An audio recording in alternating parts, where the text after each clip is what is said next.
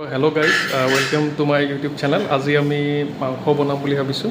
আজি আমি local chicken আনিছোঁ নকৰা বজাৰৰ পৰা। চ' মোৰ ৱাইফে বনাই আছে। তেওঁ ক'ব কি কৰিব আৰু কি প্ৰচেছ থাকিব, তেওঁ মানে বিতংভাৱে ক'ব। আৰু কোৱাচোন কি কৰিবা?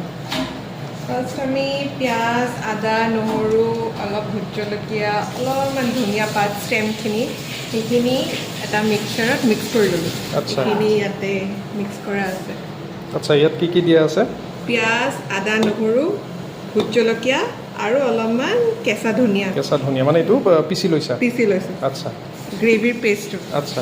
সেইটো পিছত আমি ফ্ৰাই কৰি ল'ম। আচ্ছা। এতিয়া মাংসৰ কাৰণে 3টামান আলু, কাৰণ যিহেতু মানে মাংস অলপে হয় সেইকাৰণে আলু 3টাই দিছোঁ। পিঁয়াজো এনেকৈ 3টাই আছে। আচ্ছা, ঠিক আছে। এতিয়া আলু 3টা এতিয়া তেলত ফ্ৰাই কৰি ল'ম। আচ্ছা। চিন্স লোকেল চিকেন হয় আৰু অলপমানে হয়, সেইকাৰণে কেৰাহীত নকৰি কুকাৰত। মায়ে কিবা এটা বনাই আছে। মা কি বনাইছা এইটো? দাইলত মগু মচুৰ দাইলত জহা কোমোৰাটো দিছোঁ বইল কৰি, তাৰপিছত চম্ভাৰ লগাই দিছোঁ। এয়া চব কুকাৰত তেল দিছে। কি দিছা এইটো কুকাৰত? মিঠাতেল দিছোঁ। মিঠাতেল দিছে আৰু ভিতৰত কিবা আছে অলৰেডি। কি হয় এইবিলাক? গোটা মেথি দিছে। আচ্ছা, মেথি গুটি দিছে। আৰু কালৰ জিৰাও দিব পাৰি। আচ্ছা। পাঁচফোৰণৰ সেইটো মেথিটো দিছে আৰু। আচ্ছা, অলপ লৰাই লৈছে। তেলটো গৰম কৰিছোঁ, আচ্ছা। কেঁচা ভাৱটো যাতে নাইকিয়া হৈ যায়। তাৰমানে এইবিলাক নেচাৰেল বস্তু, চব বস্তুতে অলপ অলপ দিব লাগে। এতিয়া মায়ে অলপ কালজিৰা দি থৈ গ'ল। আচ্ছা। এতিয়া মানে চম্বাৰৰ গোন্ধটো ভাল আহে আৰু।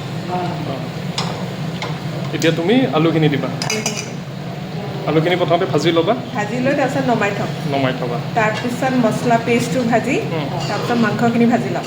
অ'কে। তাৰপিছত চব ভজা হ'লে তেতিয়া ভাজা আলুখিনি দি মছলা টছলা দি লৰাই চৰাই, তাৰপিছত জোখমতে পানী দি ঢাকনখন মাৰি দিম। 3টা হুইচেল দিম। আচ্ছা, ঠিক আছে। তাৰপিছত আমি আজি এয়া লখৰা বজাৰৰ পৰা লেচু আনিছোঁ।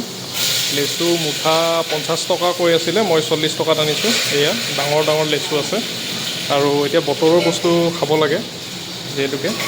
তো লেচুকেইটা বহুত ভাল, ধুনীয়া লেচু, একদম ডাঙৰ ডাঙৰ লেচু। সেয়া দেখা পাইছে। মাংসটোত নিমখ হালধি মেৰিনেট কৰি থৈ দিছে। আপোনালোকে অলপমান জ্বলাৰ গুড়িও দিব পাৰে যদি কোনোবাই ইচ্ছা কৰে। পেষ্টটো অলপ হেৰি কৰি দিছে, ভাজা খাব দিছে। অলপ ব্ৰাউন ৰঙচুৱা হ'লে তেতিয়া মাংসখিনি দি দিম। আচ্ছা, মানে বেছি ভাজা খাব নালাগে, অলপ ৰঙচুৱা হ'লেই হ'ল আৰু। কাৰণ মাংসখিনিৰ লগতে আৰু অলপ ভাজা হ'ব ন। অঁ। খালি কেঁচাৰ ভাৱটো নাইকিয়া কৰি আছোঁ আৰু।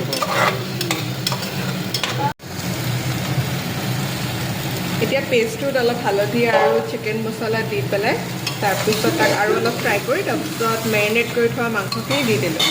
দি এতিয়া মাংসখিনিৰ সৈতে পেষ্টখিনি যিখিনি ভাজা হৈছিলে সেইখিনি বাকীখিনি আৰু ফ্ৰাই কৰি আছোঁ যাতে মিক্স হৈ যায় মছলাখিনি।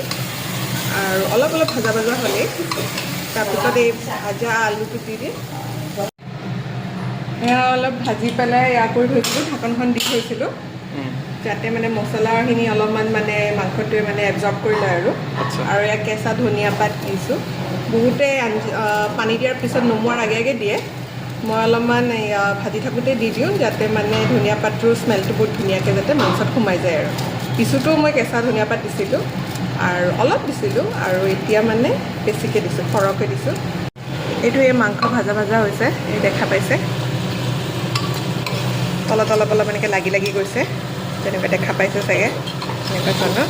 এতিয়া ধনিয়া পাতখিনি দি অলপমান জাষ্ট এনেকৈ লৰাই দি পেলাই অলপ ফ্ৰাই কৰাৰ নিচিনা কৰি পেলাই তাৰপিছত এতিয়া যিখিনি পানী থৈছিলোঁ জোখমতে সেইখিনি পানীখিনি দি দিম আৰু। চাওক, চালাড ৰেডি হৈছে। তিয়ঁহ, বিলাহী, কেঁচা পিঁয়াজ আৰু নেমু। ধুনীয়াকৈ সজাইছে, ভাল লাগিছে। মাংস মোৰ ৱাইফে দেখাব, খুলি দিয়াচোন।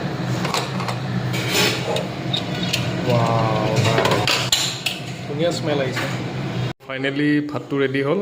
এয়া বেঙেনা ভাজা, এয়া কোমোৰা আৰু এই কেঁচা অলপ হেৰি আছে বিলাহী, তিয়ঁহ, পিঁয়াজ আৰু এয়া মাংসৰ আঞ্জাটো।